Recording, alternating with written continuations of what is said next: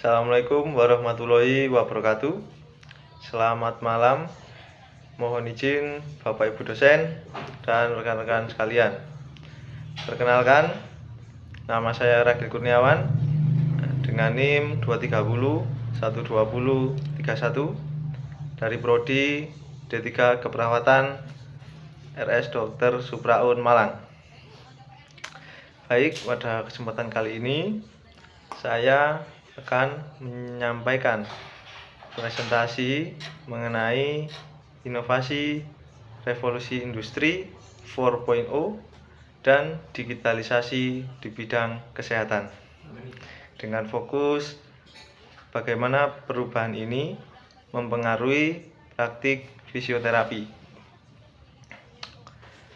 Dengan tujuan presentasi 1, menjelaskan apa itu revolusi industri 4.0 dan kaitannya dengan bidang kesehatan.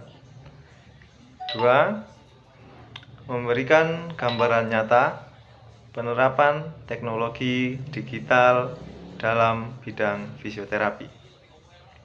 Dan yang ketiga, menyampaikan manfaat, tantangan, serta pesan penting agar kita siap menghadapi era digitalisasi.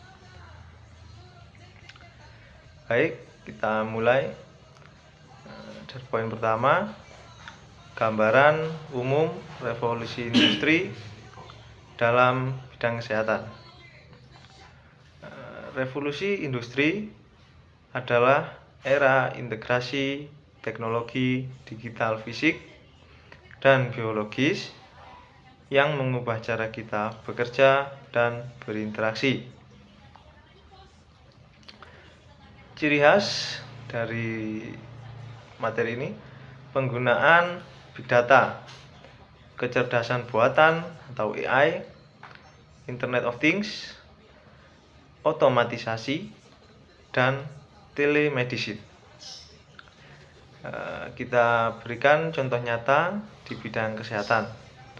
Yang pertama, dari rumah sakit tradisional ke sistem telemedicine yang memungkinkan pasien konsultasi dari rumah.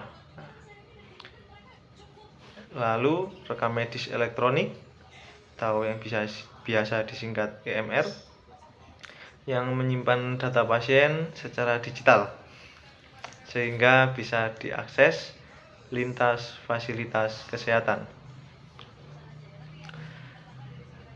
Kalau di bidang medis secara umum sudah terasa manfaatnya. Bagaimana dengan bidang fisioterapi? Mari kita lihat lebih dalam.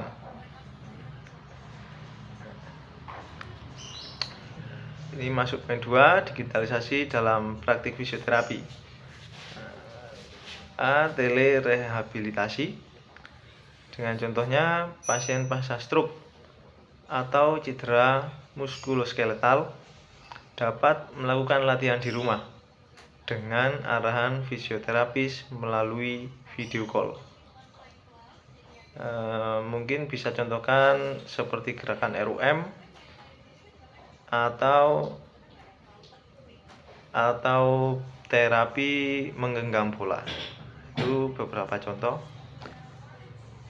Lalu yang kedua, contoh aplikasi C-Track yang sudah digunakan secara internasional, di mana fisioterapis bisa memberikan program latihan berbentuk video, memantau progres, dan mengoreksi bila ada kesalahan.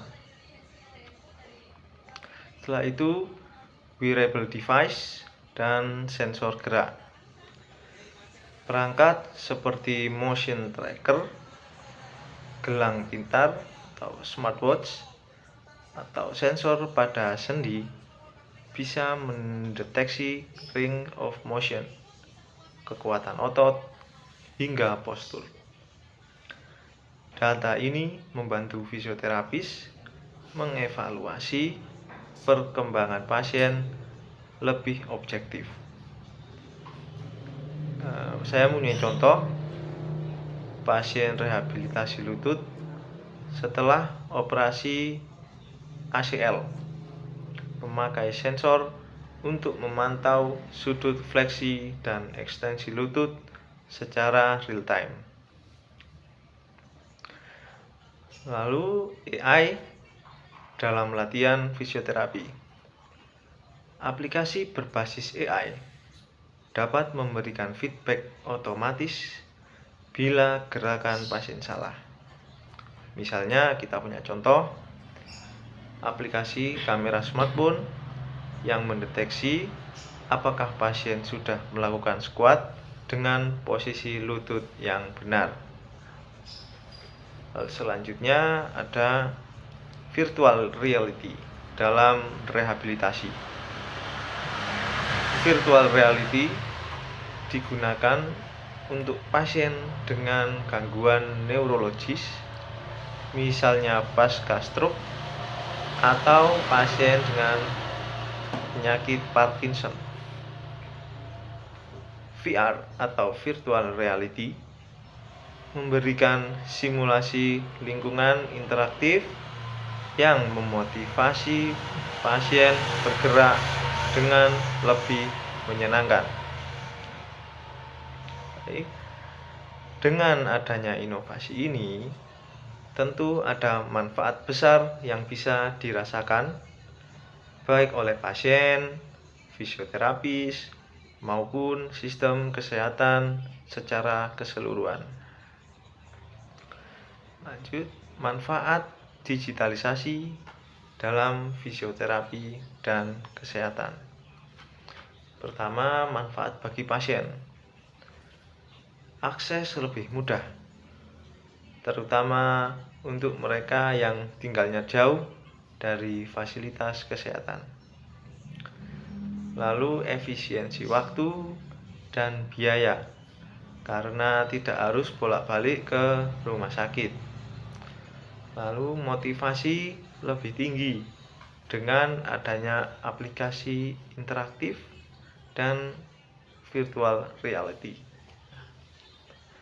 Lalu manfaat bagi fisioterapis, data yang lebih akurat dan objektif dari wearable sensor. Lalu bisa memantau lebih banyak pasien secara bersamaan dan mendapat insight baru dari AI untuk memperbaiki program terapi. Lalu yang terakhir, bagi sistem kesehatan, mengurangi antrean di rumah sakit, optimalisasi biaya operasional, dan memperluas jangkauan layanan hingga daerah terpencil.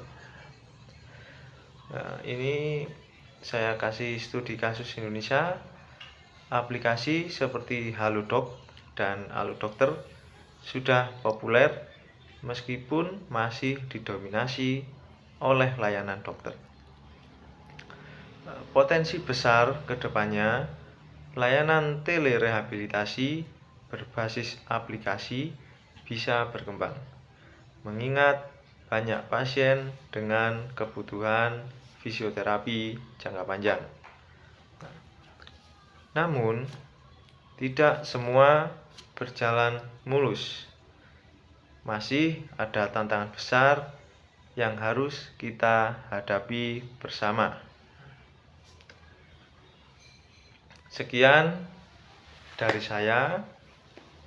Mohon maaf apabila ada kesalahan kata. Lebih dan kurangnya saya ucapkan terima kasih. Wassalamualaikum warahmatullahi wabarakatuh. Saya Ragil cabut undur.